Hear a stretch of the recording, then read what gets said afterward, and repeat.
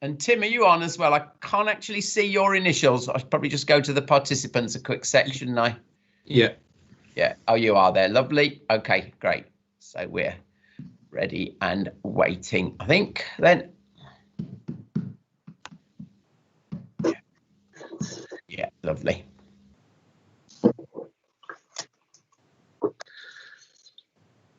Good. Okay, so it is 11 o'clock, and I think therefore we will make a start, if that's okay.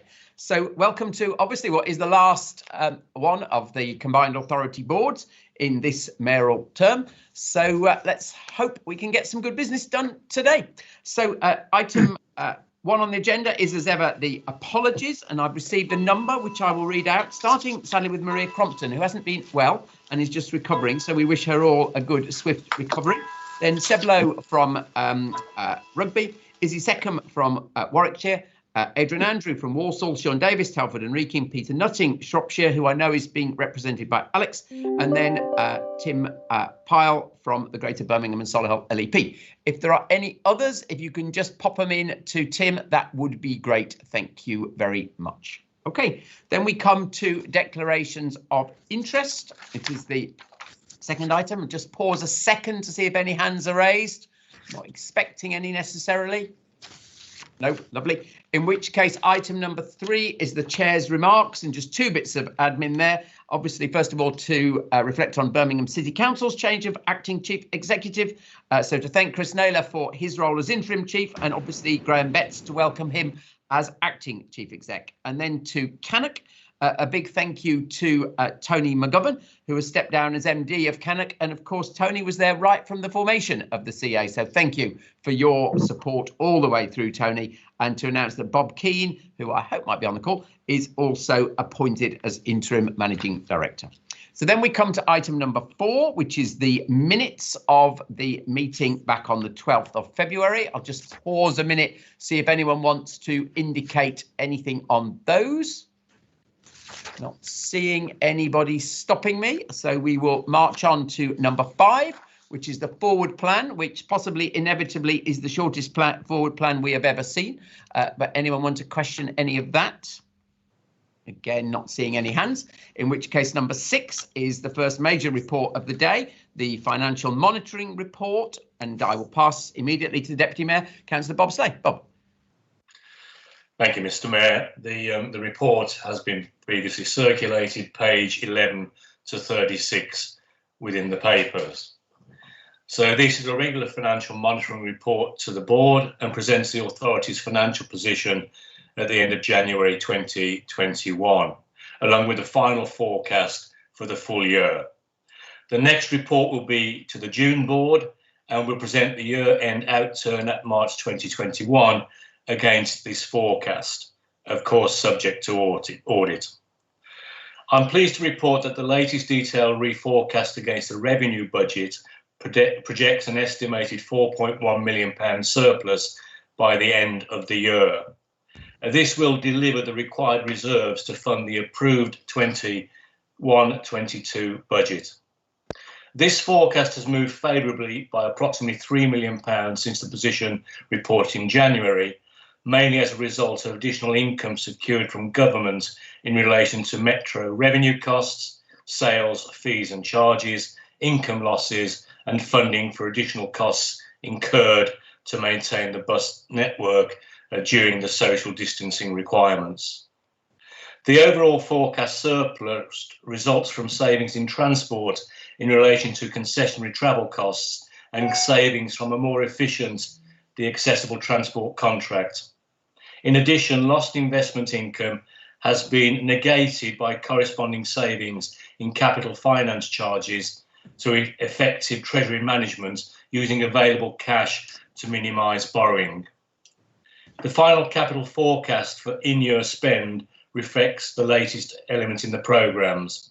An updated capital budget will be presented to June board following the final outturn at March end year. In addition, the emerging details of the 3rd of March Chancellor's budget are being worked through.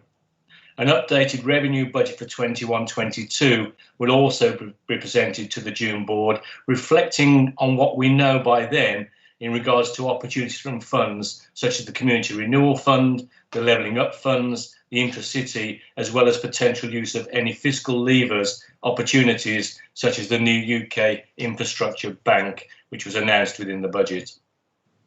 Section 11 of the report confirms the final settlement for the 21-22 financial year of the devolved adult education funding at a total of 142.7 million, as verbally noted in the February presentations on the budget. Also confirmed by DFT since the February board approved the 21-22 budget is the annual transport capital block funds. The allocation by authority are set out in paragraph 12.4 in the papers issued. In relation to the investment programme, members will be aware of the £801 million affordability cap limit previously endorsed by this board. The cap is influenced by two key factors, being the timing of capital expenditure and the estimated overall cost of interest. Both metrics have recently moved in favour of the affordability assessment. Drawn down of funds being slower than anticipated and the global economic conditions reducing borrowing rates to very low levels. Affordability scenario options have been discussed with MEC leaders and reported that those conversations were going on at the last board, with a proposal to prudently increase the affordability limit at this time by £70 million to £871 million as set out in recommendation 5 and section 13 of the report. Recommendations for allocation of these funds are set out in paragraph 13.8. Proposals in the main acknowledge and provide resilience for the inherent risk in the authority's approved revenue and capital budget for next year as a result of the ongoing pandemic recovery, along with providing funding for commitments previously approved by this board. Two proposals noted that will require funding allocations relate to reports later in this agenda for consideration. These being the WM 2041 climate change proposals and Coventry Electric Bus City at 5.1 million and £5 million respectively. In addition, £15.4 million will therefore be available for the region's recovery priorities. This will potentially include the West Midlands co-investment proposal being developed as referred to in the later economic update paper, and a £7.7 million application for the City of Wolverhampton College Technical Centre, which is of course part of the learning quarter that Wolverhampton are keen to develop. Recommendation 6 and section 14 of the report note the award to WMCA in the 3rd of March budget of £8.9 million DFT funds to develop a programme for submission for the government's intracity transport settlement over the summer. This fund will be £4.2 billion nationally over 5 years. Use of this development funding will be governed by Transport for West Midlands Managing Director, WMCA Finance Director, and the Portfolio Lead for Transport, Councillor Ward, in consultation with the Regional Strategic Transport Officers.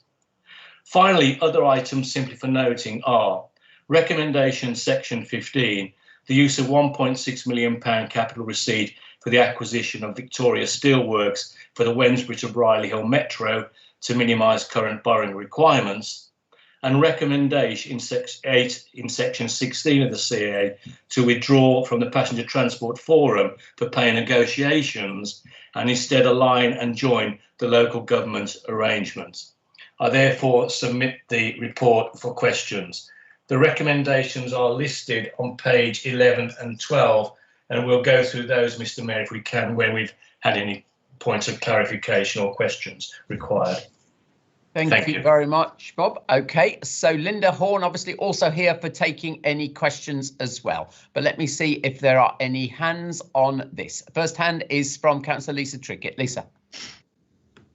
Thank you, Mr. Mayor, and thank you, Councillor Slay. Clearly, in seeing the potential opening of the Camp Hill stations within this financial statement, I must pay credit to the community that I live in and represent for their long-fought battle to see these stations come through. Indeed, the Labour Council's engagement dates my marriage, because my husband got presented with a picture of the station at our wedding. So it has been a long, long battle. So I think, all credit due, that is really positive, as is Birmingham City Council's commitment to invest clean air zone monies into it. However, and this is where I come from a scrutiny point of view, where I then start to have some concerns is where the opening of the station separates from some of the longer term surety that we had around investment in the Camp Hill Courts, and particularly about this being additionality to the service. Where I'm particularly concerned is the January report, the business case that was approved. This was subject to Network Rail's approval for the timetable and the overall business plan. There was nothing within that would suggest there would be restrictions on any train service within this network. When we actually came to see the detail of the business plan that went forward, and indeed it took me quite a few hours of going through the various documents, I discovered that the Cross-Rail, Cross-City line is actually going to have a reduced service. It's going to be kept at the level of 4 trains an hour that it currently has under COVID lockdown, rather than the 1 every 10 minutes that it has enjoyed to date. This has to be a massive concern for the communities in the area, and indeed the councillors for Longbridge, Bourneville, Selly Oak have asked me to bring this forward. My scrutiny is incredibly worried as well, because when we also look further down the agenda at proposals, how can restricting a train service to some of the most deprived areas of our community, Longbridge, how can that be seen to be levelling up? And then the second issue, Kat, is that given this will also restrict services from key travel to work areas, such as Bromsgrove and Barnt Green, actually, how can we see that this service is going to actually be able to reduce congestion or address air quality?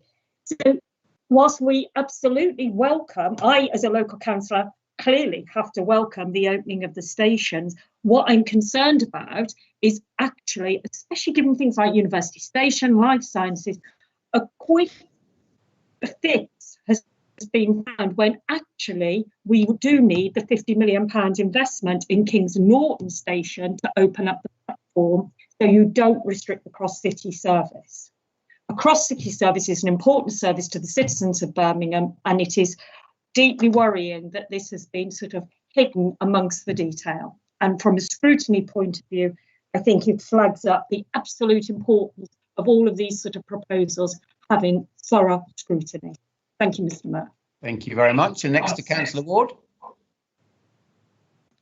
Thanks very much, Andy. I did want to respond to that issue that's just been raised about the Camp Hill stations and the cross-city line. But before I come to that, I want to just also flag up the point that Bob made about the intra-city transport settlement. Obviously, it's good news that we're getting this potential additional funding, and the 8.9 million of revenue development funding that Bob mentioned. Just wanted to give an assurance that it is the intention of TfWM to utilise this development funding, working closely with the constituent authorities of the combined authority. So each of the Met authorities will have the opportunity to input into how that 8.9 million gets spent over the next financial year. And indeed, the meetings that I've been holding with Laura that have engaged the transport leads from each of the 7 Mets have been very successful over the last 12 months, allowing transport leads from each of the metropolitan authorities to input into the development of transport policy. So that's been something that's worked very, very well. And then secondly, if I come back then to the Camp Hill stations and the cross-city line, I think Councillor Trickett raises some valid concerns. So by way of reassurance, let me say to her that Network Rail are not forecasting a return to passenger numbers on the cross-city line until 2030. So the number of services on that line should not in any way impact on passengers whatsoever. There's also, with the new rolling stock that's been introduced, an increase of 20% in capacity per piece of rolling stock. So the demand for rail services on the cross-city line should be more than adequately met over the next period. Having said all of that, though, Transport for West Midlands will indeed keep the position under review. What we're looking to do here is not see a return to travel by car as we emerge from the pandemic. That's in everybody's interest, not least citizens within Birmingham, because of the issue around clean air. So we will keep the situation under review, but the position of Network Rail at the moment is that there will not be a return to passenger numbers on that cross-city rail line until 2030, and that explains why with the opening of the Camphill lines, there is an ongoing reduction in the number of journeys or number of trains that will be using the cross-city line. I hope that gives some reassurance to Councillor Trickett. Thank you. Thank you very much, Councillor Ward. And can I just add one other thing from the chair on that?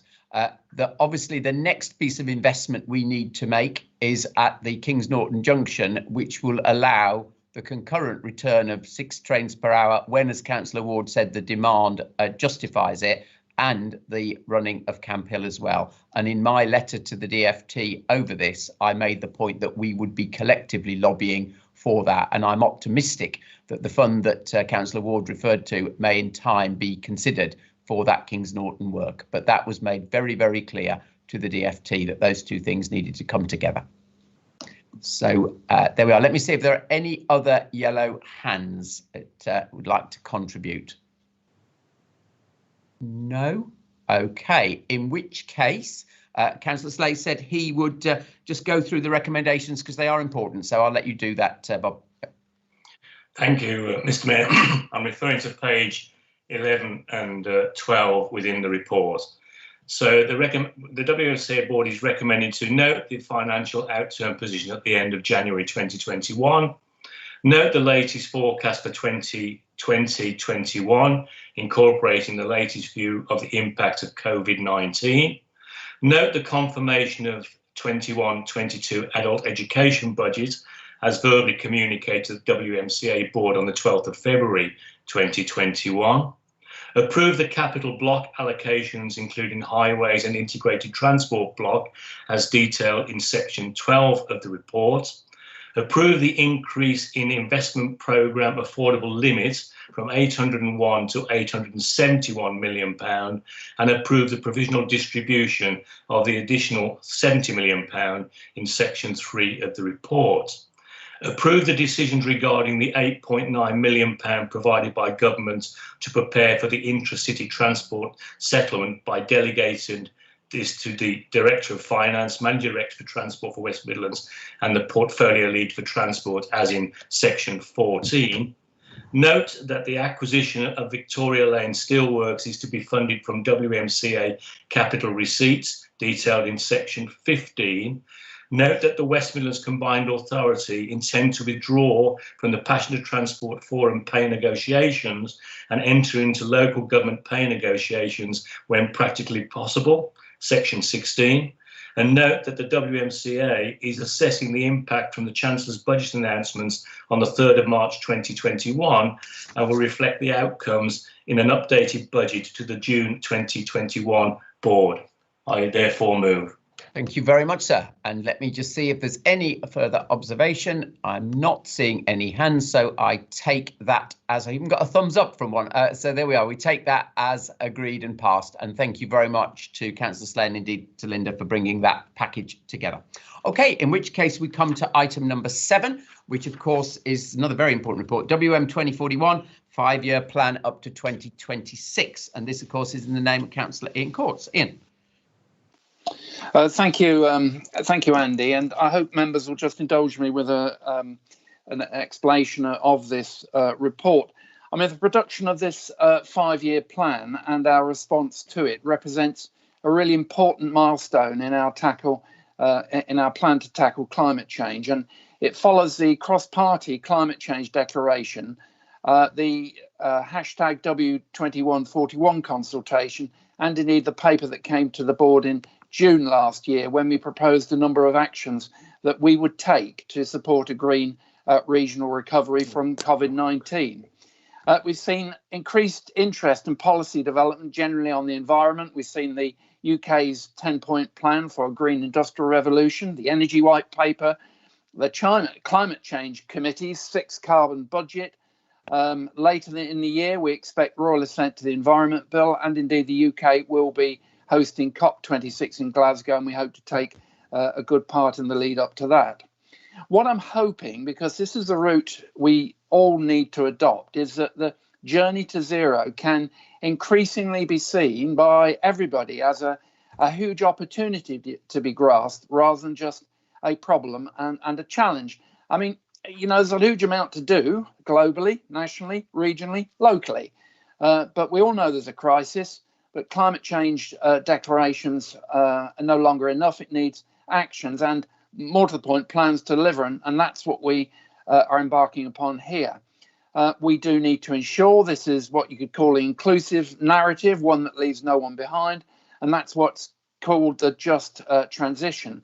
And I was pleased to see Lily here on the screen. The Young Combined Authority has made clear the need for inclusivity as part of the net zero agenda, and that's a central part of their manifesto. So Lily will be talking about her response to this later. Now, this draft 5-year plan has required a huge amount of effort to engage with regional partners, including all the local authorities represented here, universities and businesses. And I just want to say a thank you to all the contributions that they have made. Now, what this 5-year plan evidence-based tells us is that it needs to be a step change in the scale of delivery. And if we could go faster, we would and should if we can. But the date 2041 was chosen because it was considered realistic. And the work that has been done underpins that. By evidence, by costing of the action that is needed, by measurement of the effects and effectiveness of particular actions, and by the start of a delivery plan. But yet no one thinks this is going to be easy, because each of these actions will need a lot of commitment. The summary report included in the board papers highlights the scale of the challenge. And I'd just like to give as an example the need to retrofit 294,000 of the region's homes, as well as install almost all of them actually, with heat pumps. We need to increasingly uptake the use of EV vehicles. We need across public and private transport. And frankly, the number of journeys that we all take is going to need to increase. And, well, tree planting is another thing, with tree cover across the WMCA currently around about the 1% mark, going up to 13%. Now, we are clear on the level of investment required to get us there, but this is not all at the cost to the public sector. The evidence points to a commercial return being available on some of the schemes to be taken forward, like commercial micro generation, commercial energy efficiency, domestic solar installation, for example. And there's a very useful chart on page 46, which is para 2.20, and it sums up what things are costing, what would generate a return, and what is most effective in generating the difference in reduction of emissions. Again, I'm stressing the word opportunity, because there's a huge opportunity for job creation, and heavens, do we not need that in the coming months? Providing new skills for the region's workforce to engage in transition, and there's an estimate of 21,000 new jobs that can be created by 2026, and indeed over 90,000 in the period up to 2041. So we can also see the scale of challenge for jobs that will actually need to transition as part of this journey. Now, the Combined Authority response to the evidence base that has been put forward presents various actions in energy, buildings, domestic, commercial and industrial, natural capital and transport. But, you know, let's be clear, it also highlights the importance of the cross-cutting activity that will need to be put in place. And I think there's 2 or 3 really important ones. One is behaviour change, winning over hearts and minds, both to take action and to support action. And I'm sort of mindful of the consultation that we had, that started this exercise. There is still a substantial minority of people that don't get the problem yet. We need to get on board the business community, and I was pleased to see the launch this week of the Net Zero Business Pledge. And we've got obviously understand the financing. But my environmental board last week, we had a presentation from Malmö in Sweden about the steps that they are taking. And just some words that I plucked from a lot of what they said, which is all really very useful, was retrofit benefits all budgets. Now, the board paper is proposing to use investment programme funding. I really urge the board to get behind this, to take immediate practical action to deliver against 3 key programmes where the combined authority can play a key role in delivery. Now, the first is the Net Zero Neighbourhood Pilot, and this is massively important. Retrofitting will need to be at scale, as the papers indicate. Now, it's not like standard house building, and which is the business that I came from. This retrofitting requires a series of one-offs. Different properties may require different solutions and issues. And, it's easy to talk about the need for plumbers, but, let me tell you that, the scale of plumbers that and differentiation of skills needed, for instance, new homes is quite different from tackling existing older homes where, frankly, you just don't know what you're going to find behind the next wall quite frequently. Now, the Net Zero Neighbourhood Pilot is designed to demonstrate scale of delivery of different solutions across an entire neighbourhood or neighbourhoods. And the pilot could help us understand how a retrofit programme could be the anchor for creating low carbon communities that have access to green space, active travel opportunities and renewable energy at their heart. I mean, on the basis that, different properties might need different solutions. So it could be an example of a network of such neighbourhoods across the region. This is the real added value we can do. Now, there's the Smart Retrofit Hub referred to, and the evidence base from WSP indicates that retrofitting existing homes is quite honestly the main thing we can do, anyone can do, to reduce carbon. But approaches so far are often small scale and fragmented. And the hub will aim to activate, a sustainable market for technologies, unlock funding and provide support for local authorities with their own schemes. Natural capital, tree planting, biodiversity. This is a central part of our programme for climate mitigation. And, what the Community Green Grants is all about is focus on places where there's currently a deficit on access to green space and understand how we can create positive change working alongside local authorities, communities and local organisations. So, but, the 5-year plan's not the only action being taken in the region. We've got a great example later on with the Coventry Electric Bus City. It's building upon great work that's going on already in local authorities, regional partners, in active travel corridors, innovative green tech SMEs working with 5G, zero carbon homes charter from the Homes Board. And obviously, one of the key planks that we've been really leading on in the region is the brownfield land reclamation. So, in drawing to an end, the 5-year plan provides an evidence base for the combined authority. But, it also provides an evidence base for all our partners to deliver their own delivery priorities. And this, to me, is really important to help get them on board and help their work. And we need to collaborate across geographies and sectors to deliver with the speed and scale that the climate emergency requires, working with people and communities to ensure that just transition that we're committed to. Now, I hope our partners in the region will seize the opportunities here, support our response to it, and frankly, make the West Midlands the home of the green industrial revolution and indeed showpiece for the UK action on the environment. So, Mr. Mayor, before we open out to discussion, I'd like to pass to Lily Eves, who's the Environmental Portfolio Co-Lead for the Young Combined Authority Board, to give us her reflections on the 5-year plan. Thank you, Ian. And Lily, you're very welcome. Thank you, Ian, for that lovely introduction. Before I get into the 5-year plan and talk about my thoughts on it, I would just like to once again express my appreciation to everyone that has worked on this plan. I remember the night the WM 2041 target was launched, and since then we have faced a lot, and I can only imagine how much work goes into creating a plan that not only addresses these issues, but looks ahead. When Jackie was presenting this plan to us, all I could think about was how well it incorporated into the YCA's vision for the environment and other areas as well, including housing, transport and inclusive communities. It definitely felt like there was an extra level of consideration into this plan when it came to the YCA's work, aims and concerns.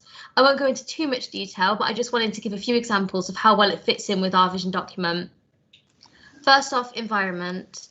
The shift to walking and cycling in place of private travel links nicely with YCA's commitments to active travel, which includes our Countess in Pledge. Having a green skills strategy enables the push to get young people into the green sector. Also, the behaviour change rollout and carbon literacy programme helps with the increased environmental education that we've been advocating. Family development that extends beyond carbon neutral construction, including making energy efficient retrofit programmes, which will address our current fuel poverty challenges. In addition to this, putting forward the paper in relation to natural capital programme and green community grants improves access to green spaces, which is one of the YCA's key focuses for regeneration in the West Midlands. Beyond the YCA's vision, I also believe that this is a comprehensive strategy for reduction of carbon emissions, especially because it is divided into manageable 5-year segments. Aiming for the West Midlands to be carbon neutral by 2041 is an ambitious task, but it's still a while away. To put it in perspective, I'm a teenager now, and by the time we get to the target, I will be nearing 40. Knowing the huge technological advancements young people have experienced throughout their lives is refreshing to not only see a plan that doesn't expect everything to stay relatively the same, but also for policymakers and those in power to admit that perhaps they don't know everything. And so from that, a plan is made that addresses the now and leaves plenty of room for growth in the future. I believe it is important to have that perspective that there will be changes we can't predict, not just because of technology, but also social awareness. For example, I don't think any of you 20 years ago would have thought that we would be having a carbon neutral Commonwealth Games just a year away. I think to finish off on this note, I am excited to see what comes next. I'm excited to continue working with WMCA on this, and I'm excited for the future YCA board members who will have the opportunity to work with you on this. Thank you so much for your time. Lily, thank you very much for your advocacy. And if I can be cheeky, 40 is still young by a lot of people's standards. So there we go. But thank you very much. Right, next then to Councillor Tony Jefferson from Stratford. Tony. Thank you, Mayor. I was struck by what Councillor Court said about the scale of the challenge. And just reading this paper, it really brings home how big that challenge is. I mean, when you look at retrofitting domestic heating systems, through to 26, that's 60,000 a year. If you kind of look at HGVs, the assumption is that by 2026, 25% of HGVs are electrified. That is going to be one hell of a challenge. But there's one other big issue that always strikes me when we're talking about climate change. There's an awful lot of focus on mitigation. Whether we like it or not, the climate is going to keep on changing. And through to 2041, I suspect it will have changed quite a lot. Most of the projections I see indicate it's going to get hotter. Winters are going to get wetter. So we're going to have to cope with much higher temperatures. And we did a supplementary planning document in Stratford District, which tried to tackle the increase in temperatures in terms of what needed to be done for commercial premises and houses to offset that. We've also got increasing rainfall. And I mean, I know it sounds very simple, but that may well have a significant impact on the drainage system. All of these things are actually going to cost money. So I think adaptation needs to start being considered in the same light as mitigation. But there was one thing in this paper that really did strike me on page 67. And that's the statement that carbon modelling shows that there is a gap between what is technically possible and socially tolerable. And I think actually that could turn out to be incredibly significant. And personally, I'd like to know a bit more about what underpins that. Thank you, Mayor. Thank you very much, Tony. OK, next hand was Councillor Slay. Bob. Thanks, Mr. Mayor. I fully endorse and support this this paper. I think it's absolutely the right thing to do going forward. And, you know, we put a lot of work into actually finding the resources to be able to fund this first step on the journey that we're going to take to deliver this whole programme.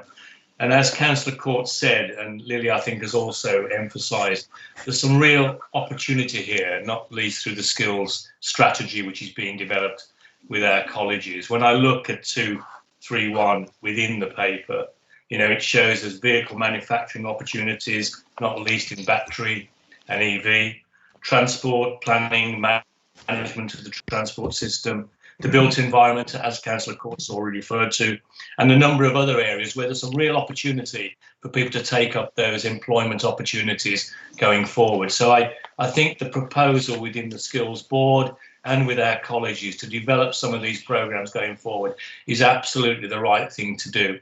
It is £5.1 million. I have to say we hadn't got £5.1 million before we agreed to increase the affordability limits in the investment programme. But, you know, thanks to the finance team and the political leadership, we've been able to at least find a sum of money that demonstrates our commitment to deliver on the climate change over a very long period. But you have to take a first step. And I think this really shows the combined authority has decided to take this matter on to develop those priorities. And of course, as Councillor Court's made the point, it's not all about public funding. There's a whole range of funding that needs to be assigned from a number of different sources to deliver the ambitions within the paper. But I fully endorse it and fully support it. Thanks, Mr. Mayor. Thank you very much. And the next hand was from Councillor Lisa Trickett. Lisa. Thank you, Mr. Mayor, and thank you, Councillor Courts, for all the work you've put into this. I totally respect the commitment that you have shown to addressing climate within our region over many years. There's a couple of points when this was considered at scrutiny that we just wanted to flag up. One area in particular is the changing of the goalposts. The 2041 strategy included the whole of the West Midlands Combined Authority region. There has now been a decision taken to focus down onto just the 7 Met areas, which in itself could be data driven, but what that potentially does, if we're not careful, is actually put the emphasis on the most deprived and least able to actually respond to the climate crisis. What we have to remember is whilst Birmingham may have that largest carbon footprint as an area, actually, and I'm really grateful for the Council constructive comment, it's struck upon Avon, North Warwickshire, where per capita we see the largest carbon emissions. And partly that equates again to the travel to work patterns into our region. So we really must not lose sight of the fact that behaviour change actually has to happen within those areas where there are communities who have choice and control. I get really tired of hearing about the behaviour change and then the focus on areas like Birmingham and the Black Country. They're low carbon by default, people in those areas. They're not the ones driving the SUVs. We have to actually understand whose behaviours need to change. The other point that the committee was keen to ensure that was brought forward was actually the whole issue of housing retrofit. Clearly, there has been a long fractured history to retrofit in this country, and the government's decision to withdraw £1.5 billion from the Green Homes grant, chaotic as the service was, it does not send the right signals to the market. And again, what the committee was feeling is we need to really engage as a creative state if we're going to address climate change. We can't leave it to the market. We can't leave it to government. And again, totally endorse Councillor Slay's point that we actually have to find investment within our region, and we have to find ways of sweating our assets and equity for itself. The other final area that we had some concerns on, and again, only time will tell, the figures for housing retrofit vary considerably between which consultant you talk to, and they can be anything from £10 billion for 200,000 stock through to 2.5 billion that this report is saying will be for the whole of the combined authority. I think there is generally an acceptance it will land somewhere in the middle there. So we know we're going to have to actually seek more funds than are currently set out in this report. My concern is, given the nature of the housing stock in our region and the lack of investment in the last decade in the actual built environment within our cities and regions, actually that potential bill for our region will be significant. And we need to very much focus on that wider issue of housing renewal as well as housing retrofit. Thank you, Mr. Mayor. Thank you very much. And I'm sure Councillor Courts will pick some of those points up. I just now to see Councillor Adamson from Cannock. You had your hand up, but it's now back down. Do you want to come in?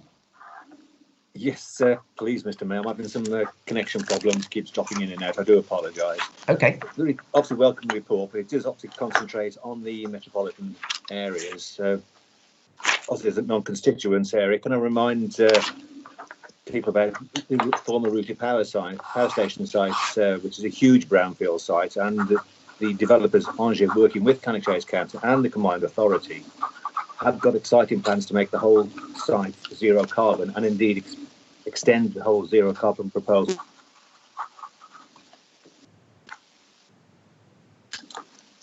George, I think unfortunately you might just have dropped out at the critical moment. Just can someone else say George is frozen for you? Has he, Ian? Yes. Yeah. Okay. Yeah. Okay. Let's see if he comes back in. But if not, are there any other hands? If not, I will pass to Councillor Courts to respond.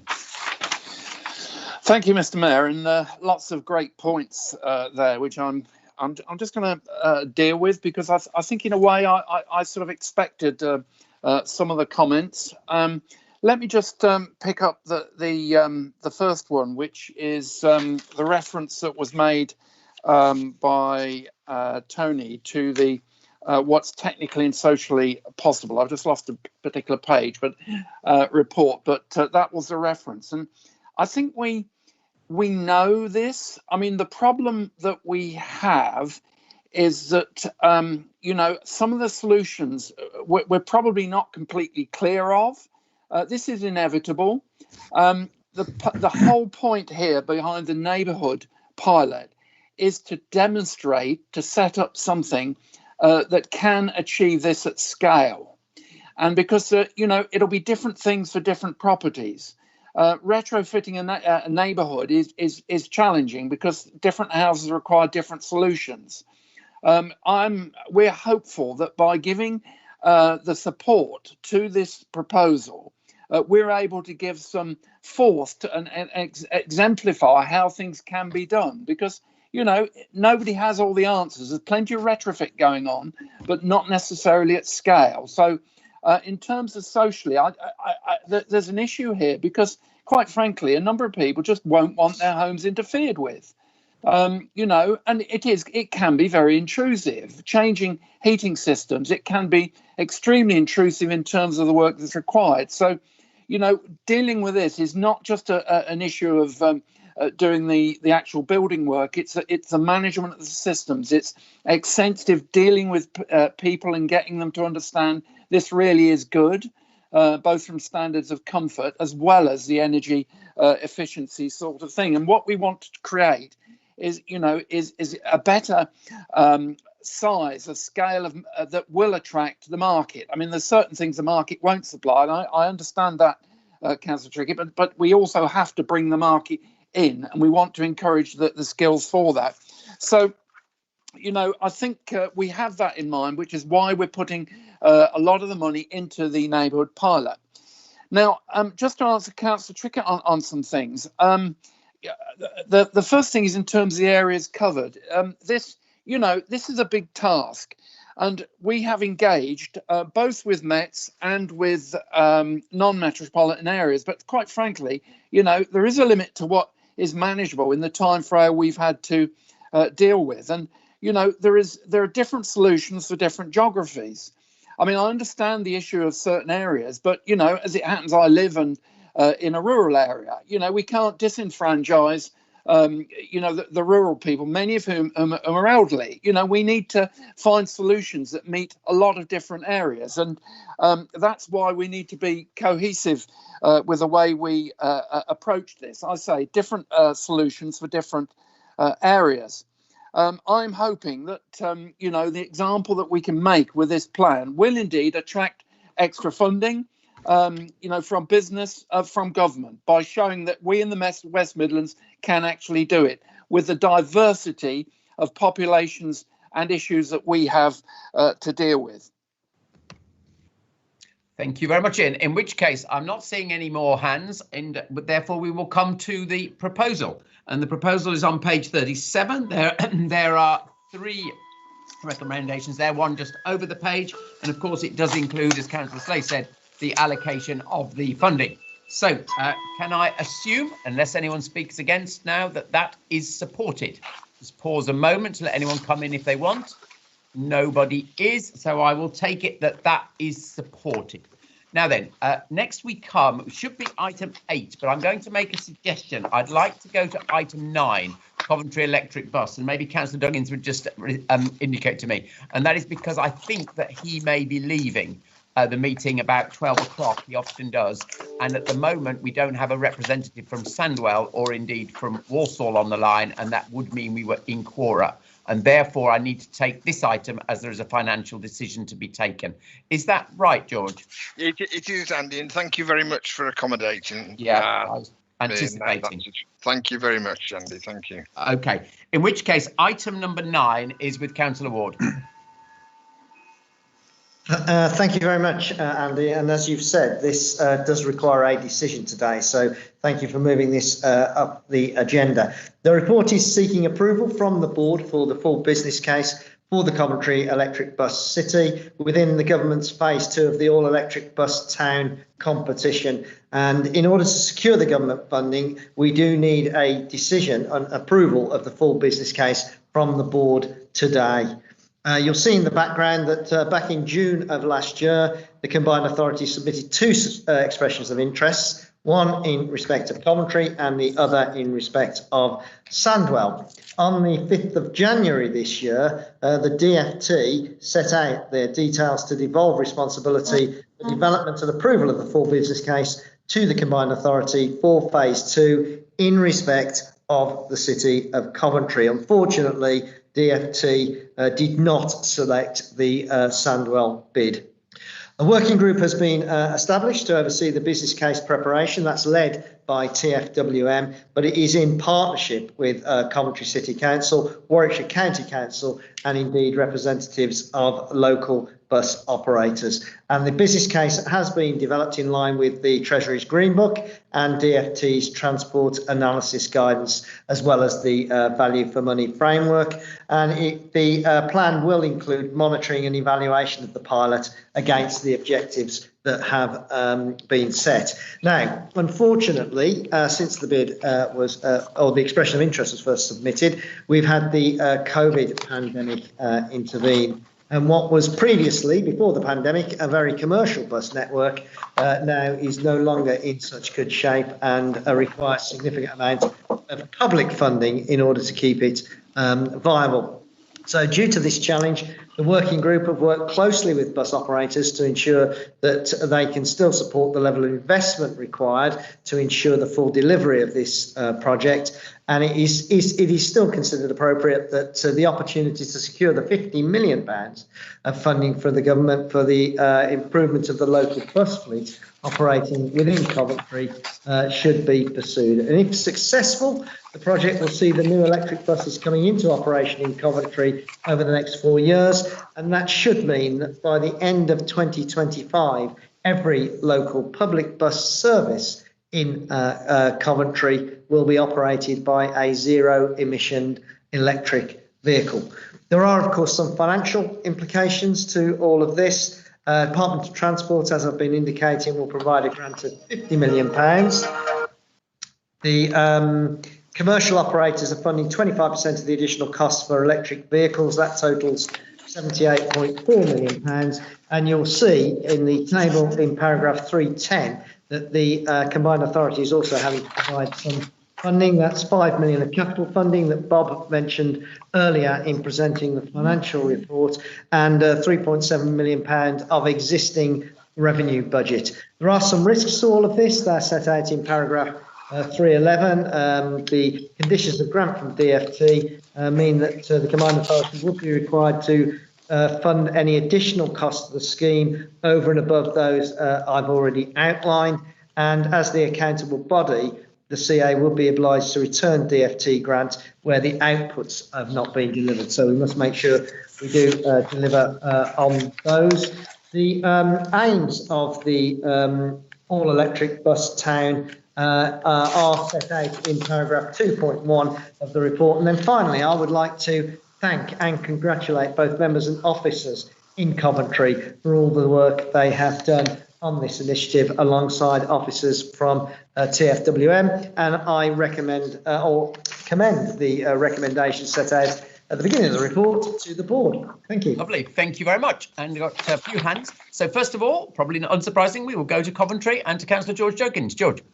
Thank you very much, Andy, and very much welcome and support the recommendations. I just want to echo what Ian has said about the hard work that has gone into this from officers, and this has been on our agenda for quite some time, Andy, as you know.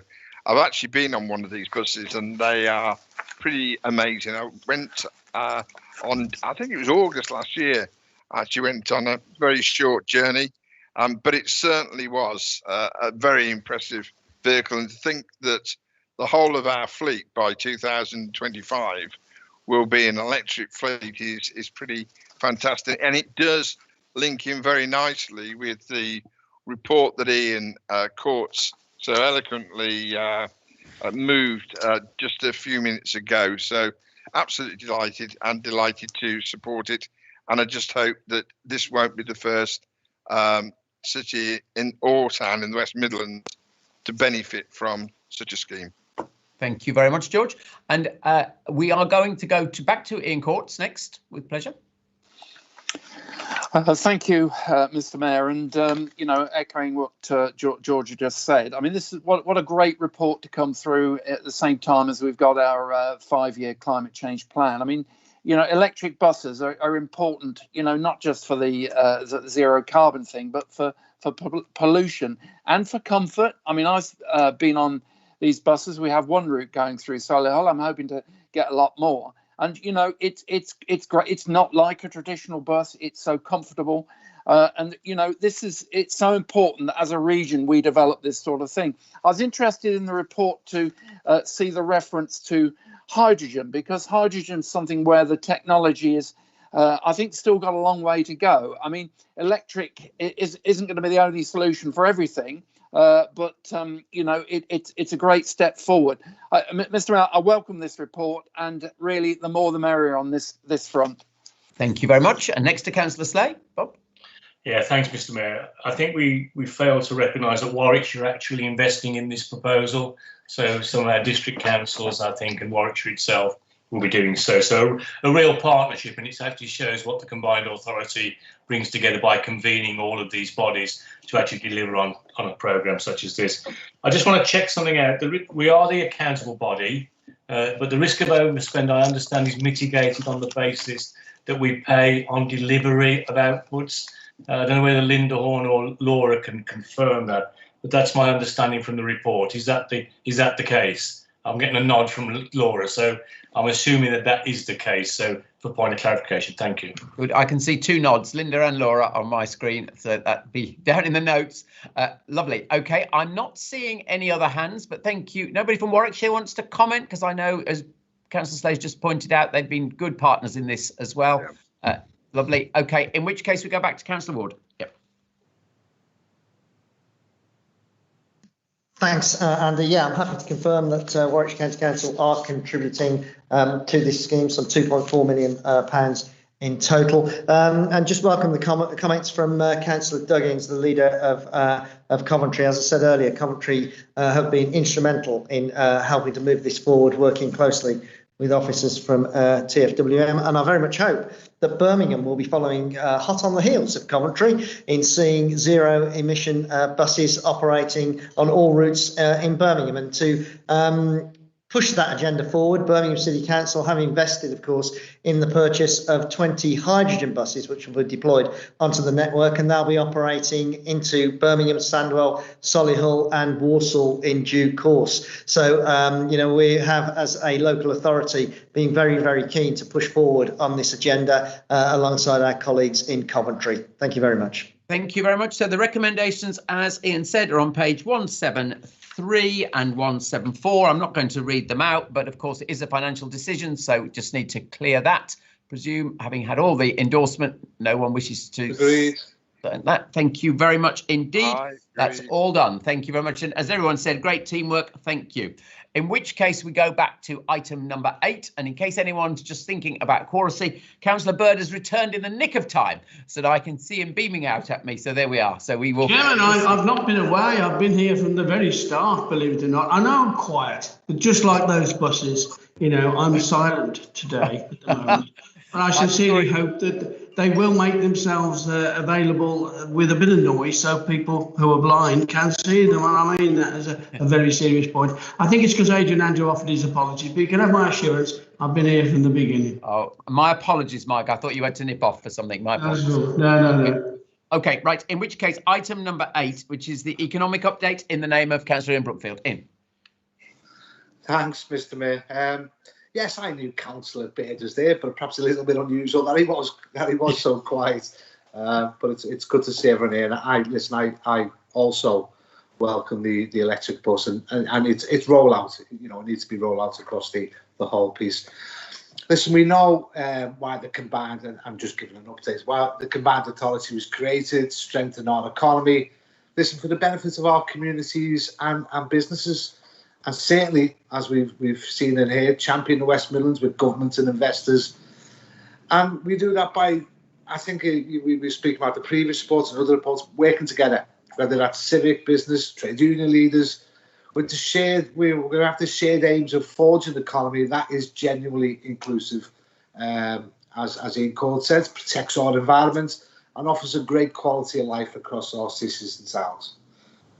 Now, this report connects that ambition to our recovery from the largest, we know we've got the largest economic and community shock for generations, and that's no surprise to everyone. And it covers 4 areas, so we can build upon the recovery work, which we know is already in place, certainly from our partners, and harness our collective power as the largest, and we must never forget this, as the largest city region outside London, and one that we all know is economically, socially, and now environmentally vital for the UK. So just firstly, as I just go through 4 main points, the latest economic intelligence.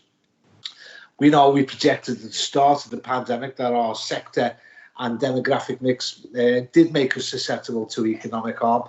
And unfortunately, we know that's been proven true, with the West Midlands seeing some of the sharpest falls in output in the first 2 quarters of 2020.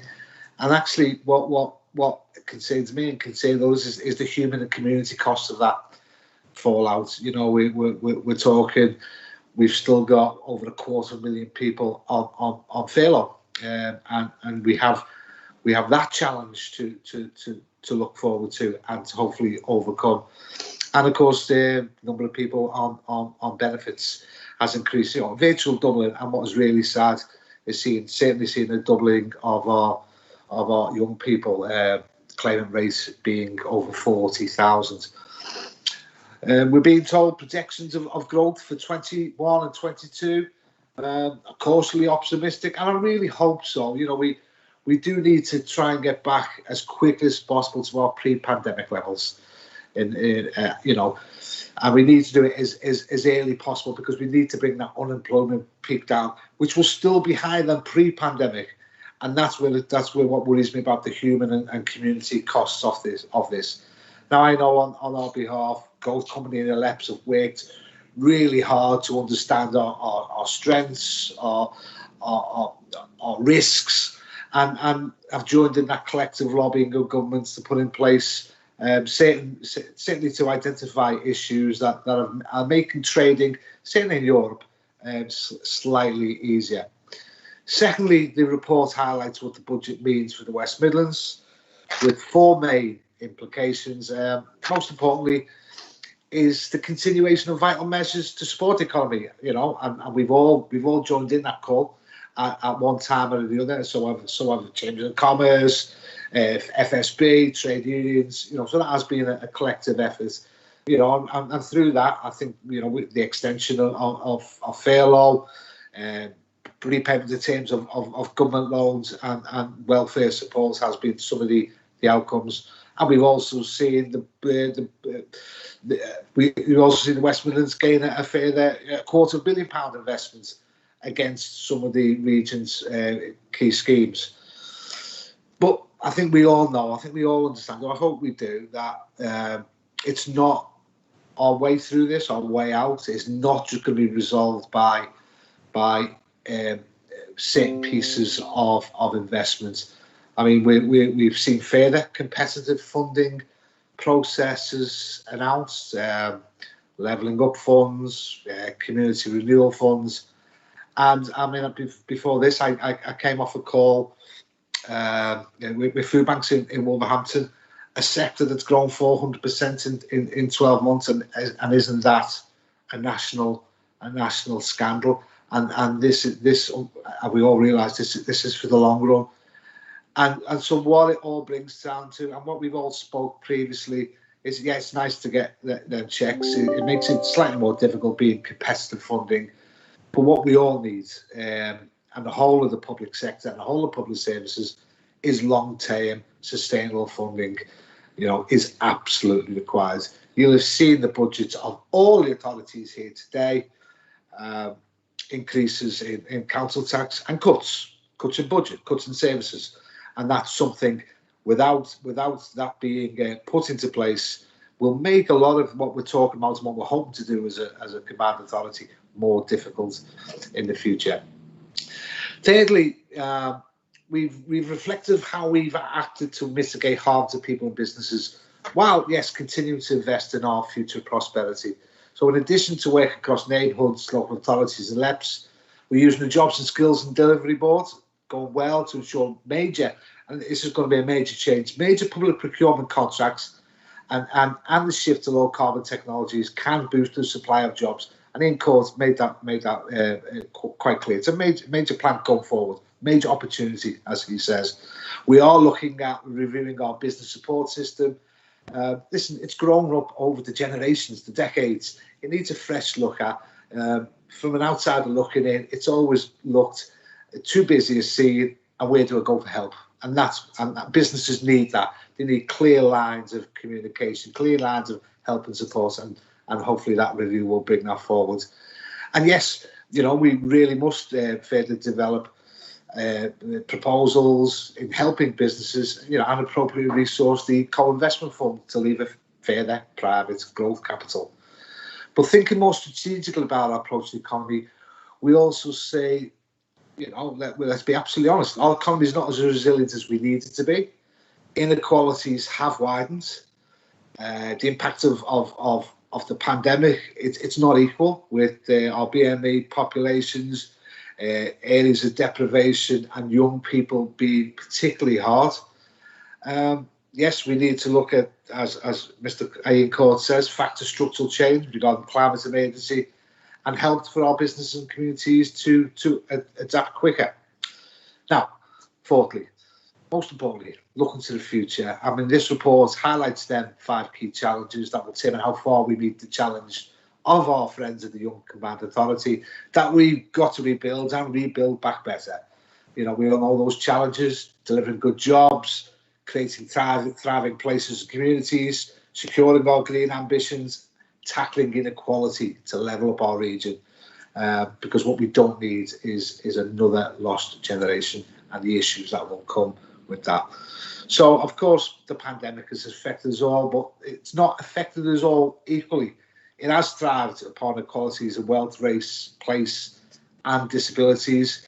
And in many of those places, it's made the inequalities deeper. And this is where the combined authority steps forward, needs to step forward to bring the power of all local authorities together, because, you know, we've got to actually level up to pre-COVID levels before we can actually start leveling up to the country average. You know, it's always been an issue of ours about this power base in the southeast of the country, and we were hoping for the leveling up to get to that.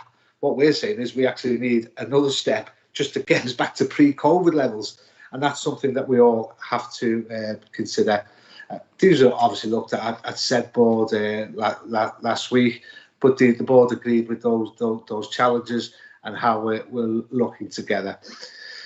And so, in conclusion, I asked the board to, you know, take this report in the full. It's where we've been, it's what we're doing, and it's how we're going to go ahead. Together, we all can make the difference. We have to make it realise why we actually came together in the first place, and it is to make that difference. So I'm asking you to note the latest economic intelligence and the implications for the West Midlands of the budget, and endorse the responsive recovery planning undertaking up to date. Thank you, Mr. Mayor. Thank you very much, Councillor Brookfield. Extremely clear. Thank you. In which case, a couple of hands. First of all, to the Police and Crime Commissioner, David James. Yeah, thank you very much, Mr. Mayor. I think, as this is now my last of these meetings as an observer, just wanted to thank everybody for their forbearance and listening to my observations, as I am an observer to this meeting. And I also noticed that I think I'm a founder member of the Combined Authority, and many of the others have rolled over in that period of time, in some cases several times. I just wanted to say a word or two about an issue as I've raised many times before, so it won't be a surprise to you. And that is the social impact that COVID is having on the region, and particularly in relation to young people. I am attracted on page 156 of the report, the table there that shows the numbers of people who are unemployed, etc., in our area. I just want to read them out. This is for the wider region. We've got 135,000 fewer jobs than we had before. There are 207,000 in the people in the 3 LEP areas who are on benefit, and that's an increase in 1 year by 90,000. And there's another 261,000 people furloughed. That's 14.5%. Now, the report itself is very heavy on analysis, and I congratulate it for that, but it's very light on remedies. And I was agreeing with something that Councillor Ian Courts said earlier in the meeting, in the context of activity that was needed to combat unemployment. He said, and I wrote it down, heaven, don't we need that in the coming months? And I agree with that. But what I can't see in the report, for the coming months or the coming years for that matter, I don't see those remedies and the action in the scale that's going to tackle the problem. When the furloughing scheme ends, it is predicted by some economic commentators that at least half of those jobs will have disappeared. The companies won't be able to open again. They will no longer be viable. And that could mean, in the wider region, we have up to 500,000 people will be out of work. And with the nature of our area, the geography of the area, and also the sort of demographic makeup, which is largely young, many of those jobs are going to be younger people will not have that employment and jobs. And you stack on top of that the problems that many young people are going to have with the exam system that has faltered, and also some children have now missed out nearly 12 months of their education. This must be a top priority for the Mayor and PCC and the local councils after May the 6th. If it's not, we'll be facing a sort of demographic tidal wave, I think, of problems. And from my point of view, we know in policing that high unemployment, large numbers of young people, particularly young males, out of work. This is a major problem to us in terms of criminality. We know that. It's not new. We know it over the years. And therefore, a combined, concerted effort of a huge scale needs to be done. We've talked a lot about the facts around COVID, and quite right, we've talked about those. But what we haven't looked at is the social dimension. What are the long-term social impacts of having large numbers of people unemployed? And if we don't address that, we ignore it at our peril. Thank you very much, Mr. Mayor. Thank you very much, David. And I'll come back to it being your last meeting at the end. I think because I don't know, you may have more contributions to come in this meeting. So there we go. OK, next, let's go to Councillor Bridget Jones. Bridget. Thank you. Those of you that have been in combined authority meetings behind the scenes with me about this will know I'm a bit of a broken record on this. But Councillor Brookfield's put it best, which is that we were behind even before COVID, and we already had these inequalities entrenched even before COVID. And this has just thrown it all into sharp relief. And in everything we do around the recovery, we've got to factor in that some of our communities, particularly people who are Black, Asian, or from another ethnic minority, have been left even further behind by this. And if we don't recognise that, if we don't build it into the targeting of things going forward, if we don't do that, then we're not going to fix it. When it comes to young people, we know it's a disappointing budget for the region on a whole load of fronts, but I just want to be really stark about the scale of the challenge that we're facing with youth unemployment. So we have 20,000 Kickstart placements hopefully coming to the region. That's not enough to cover the youth unemployment that we had before COVID. The government announced 40,000 traineeship places nationally for young people in the last budget. That's smaller than the youth unemployment right now in just the West Midlands alone. That is the scale of the challenge that we're facing. So there's some really good stuff in here to build on, but we shouldn't kid ourselves. There's anywhere near enough to fix this going forward. And given the low starting point that we were coming from, particularly in the region, even before this, we just need to be really clear about the size of the hill that we're going to have to climb if we're going to get back to where we need to be. Thank you. Thank you. And next hand is Councillor Bird. Mike. Thank you, Mr. Mayor. Well, again, one of those former members or foundation members of the Combined Authority. I have to say that the Combined Authority was formed for the benefit of the region, and that's what we've got to look at here. The fact of the matter is this: we've got to attract and talk up the region, which we're not, well, certainly we haven't over many years been as good as we could be in telling people why they should locate here. I think there's a real opportunity with advanced manufacturing in the construction industry to take those people who are going to find themselves without a job, particularly in the hospitality industry, to move into something which is new and is growing. And I think we've got to look at the industry that is new and growing and see if we can get those people to relocate into the West Midlands to enable us to fill that gap. I do hear what David said, and it's quite right. And one of the other issues we have to face as well is the effect the pandemic has had on mental health and continues to have on mental health with people working from home. Believe me, there are those there that when it first started, oh, this is all right, but after a few weeks, believe me, it's very draining, especially on people who've got young families who have had to make severe sacrifices with the schooling situation during this pandemic and continue to have the kids around them when in actual fact the office is probably the spare bedroom or the playroom where the children are, I don't know. But I think that is a real serious issue we have to face going forward. Thank you very much, Mike. So let me just pass back to Ian Brookfield for any responses. I do just want to say one thing. Yeah, Ian.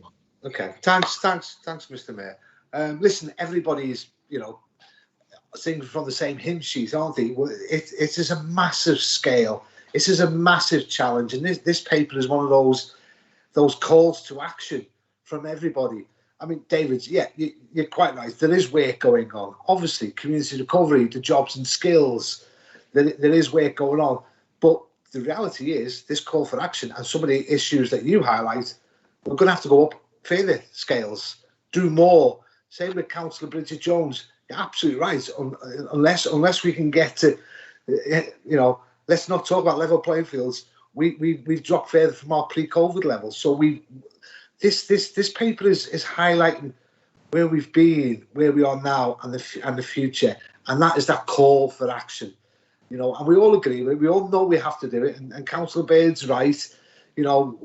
Why combined authority is brought together is to use our collective action, our collective power to do what we can. Because if we don't get this right, everything else we talk about, don't matter about anything else, then none of them will be successful.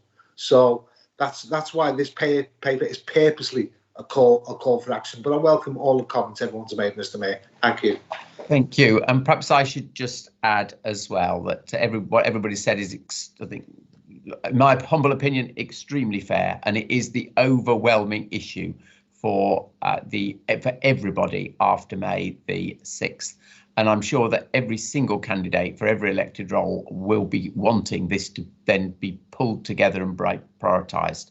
I think perhaps the thing, just to be clear, is the reason that Councillor Brookfield and I were very keen to get sort of agreement to this paper is it's the sort of current status. While some of us are concentrating on elections, what we've agreed is the officers should be working up sort of the options, the possibilities we might call them, as well as carrying on with all the existing work we have already signed off. And then I think when we come together in May, actually agreeing what the really, really deep-seated, far-reaching plan has to be is really the spirit of the next actions. But that's just how I saw it. Okay, in which case the board is asked to endorse and note the item actions are on page 147. It's not a financial outcome, obviously, but I think Councillor Brookfield has just put that very clearly. So I'm assuming that is supported, and we will, of course, whoever is in the chair, return to this in May. OK, thank you very much indeed. In which case we come to item number 10, and that is the adoption of the revised code of conduct for the mayor and the members of the combined authority. Hopefully this is non-controversial. I'm going to ask Tim Martin as monitoring officer just to take us through it and explain why it's here.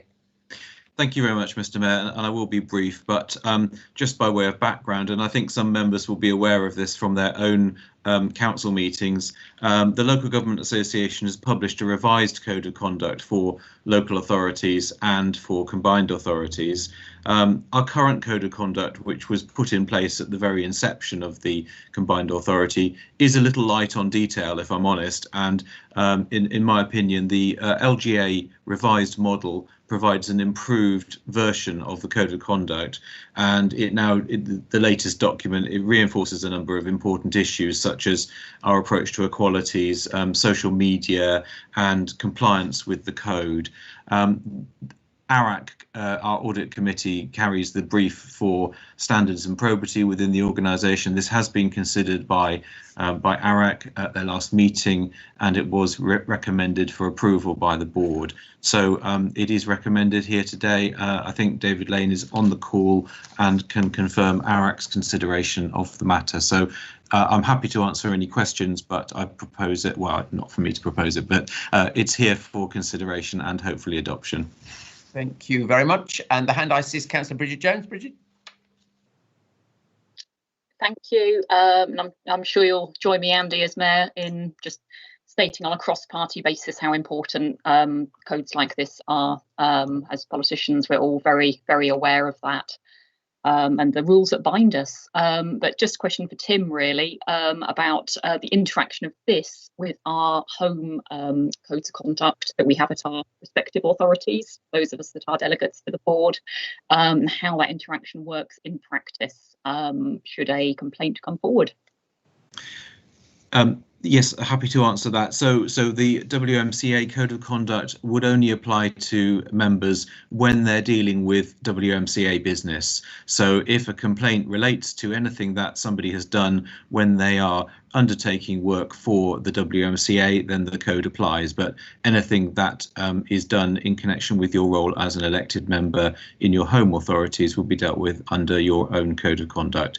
I understand from discussing with my monitoring officer colleagues across the region is that most authorities are intending to adopt the revised code. So hopefully there won't be too many gaps in provision, but that's how it would work. Thank you. And next hand is Councillor Bird. Mike.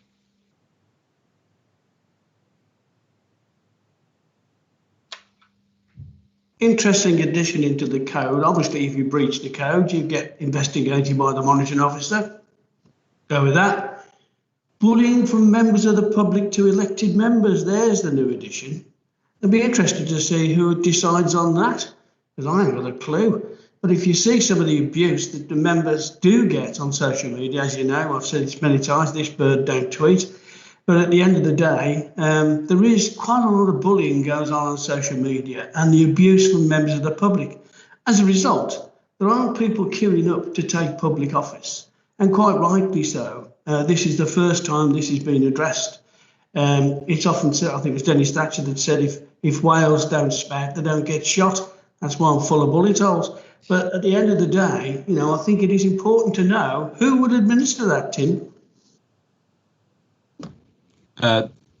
Thank you, Councillor Bird. I think that is intended to be a more a statement of intent, really. And as you say, it recognises the fact that we need to encourage people to come into public service, and that it's actually quite an exposed position when you are in a public position. And I think it's just really just highlighting the fact that it's not all one way. You know, members need certain protections, and you know, this is a statement of intent. But you're right. I mean, we don't have any powers to take action against members of the public, although if the activities were harassment or other criminal activities, then clearly we would be able to refer them to the police if they were serious enough. Thank you. So are there any other hands? Because it is obviously important, as Councillor Jones said, so I shouldn't rush it, but are there any other hands? No. OK, so do we have agreement then to adopt the enclosed code of conduct? Yes, I'm not seeing anybody stopping that. Thank you very much. In which case we come lastly to the series of minutes. And item 11 is the Housing and Land Board in Councillor Bird's name. Mike, anything we need to note? No, it's there as a matter of fact. Thank you very much. And then we come to the Audit, Risk and Assurance Committee, item number 12. And as Tim said, David Lane is on the line. So David, anything you want to draw out? No, it's as stated, and I recommend that these are noted. Thank you very much, and thank you for continuing to guide us through everything. And then not seeing any hands, do stop me if anyone wants to come in. Item 13 is the SED board. Now, Tim Parr, we had his apologies at the beginning, so I will propose those from the chair, unless anyone wants to ask difficult questions, in which case a number of the members of the board are on the call. No? OK, thank you. In which case, number 14 is the Transport Delivery Committee. And I think, yes, Kath Hartley as the chair is on the line. So, Kath, anything we need to note? No, nothing to note. Suppose that you note them. Thank you very much indeed. In which case, number 15 is the Investment Board, and that is Councillor Slay. So, No, Bob, anything? Mr. Mayor. OK, that's straightforward. And then number 16 is back to Housing and Land. Councillor Bird. Keeping me busy, that's fine. You've been busy, jolly good. Busy and productive. 17 again is back to the Audit, Risk and Assurance. So again, David, I'm presuming nothing on this either that you want to draw out particularly? Correct, thank you. Good, in which case that's noted. Then we come to 18, the Public Service Reform Board, where I was going to ask, well, I'll do that from the chair because actually the chair of the meeting is not here and neither is Councillor Crompton. So that too is noted, in which case we come to overview and scrutiny, item 19, Councillor Trickett, and I'll pass to Councillor Trickett in just a minute. But of course, this was an in-quorum meeting, so we do have to formally agree these. But Councillor Trickett, anything you want to draw out? Yes, please, Mr. Mayor. My committee did ask me to bring a couple of things to your attention.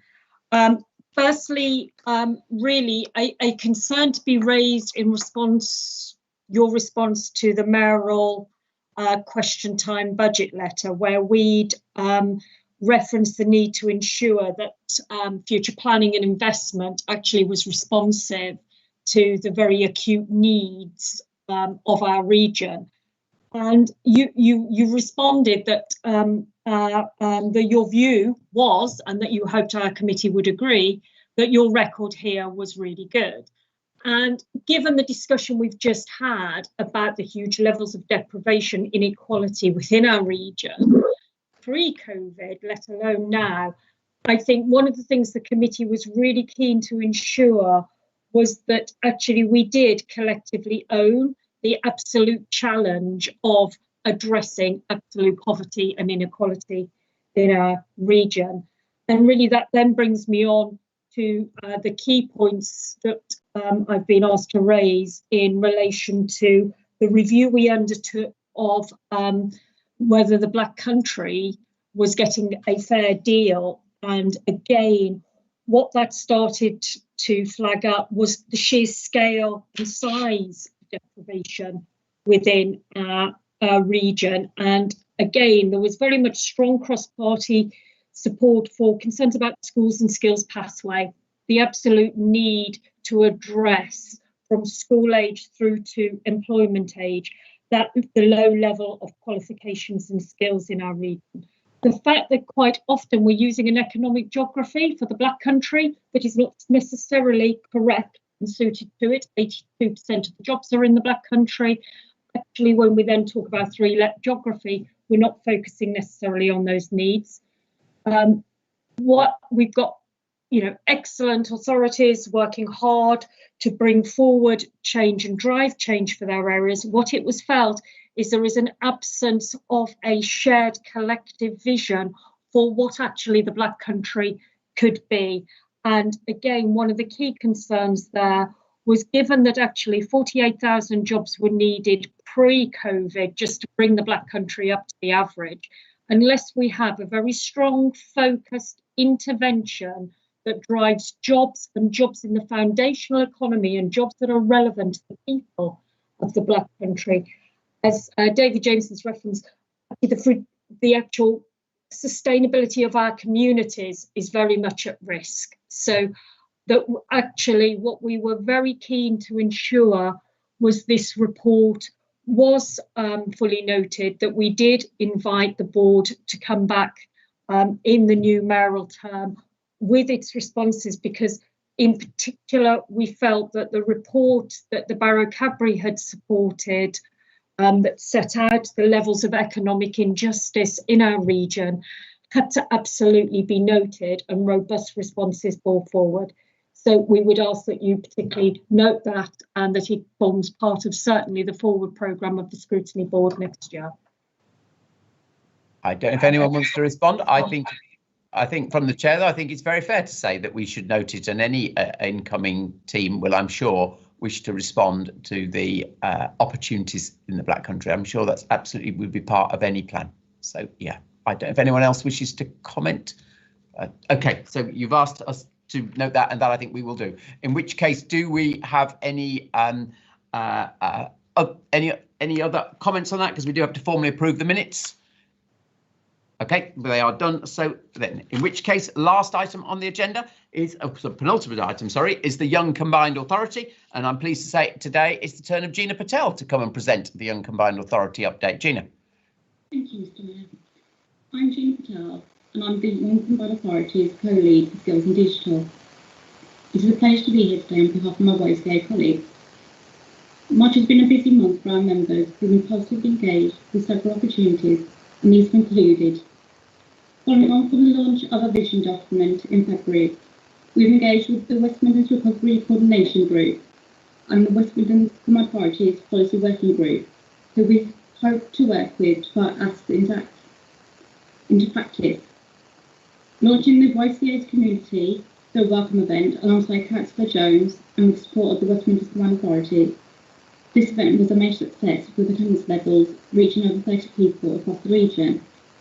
We also had opportunities to attend the Overview Scrutiny Committee and its Transport Scrutiny Committee. We've been able to make an impact on the Recovery Plan and Grand Central's Diagnostics Hub and the Comprehensive Spending Review. Apologies, please do give me a moment.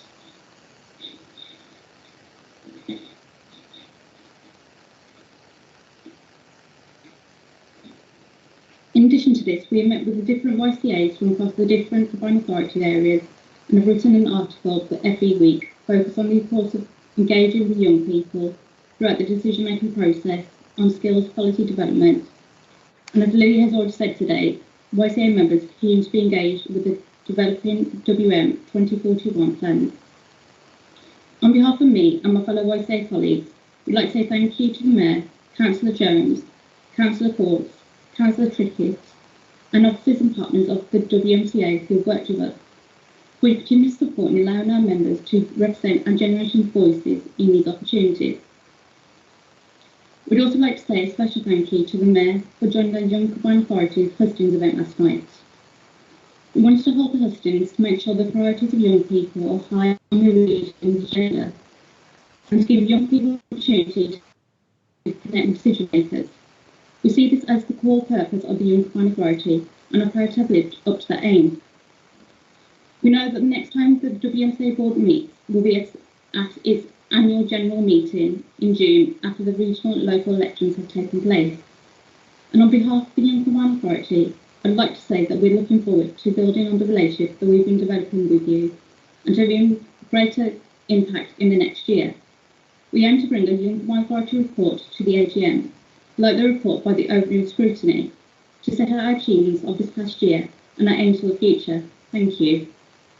Thank you very much, Gina. And I'm sure I speak for everyone when I say thank you, not just for what you've done just now in your report, but also for the work you've done since the YCA has been assembled. Councillor Courts referred to your active contribution to his portfolio, but I know that applies in many areas as well. And I think when I look back at the last 4 years, it's definitely one of the best things that we've done to have set up the YCA as we have, and you've all acquitted yourself with huge dignity.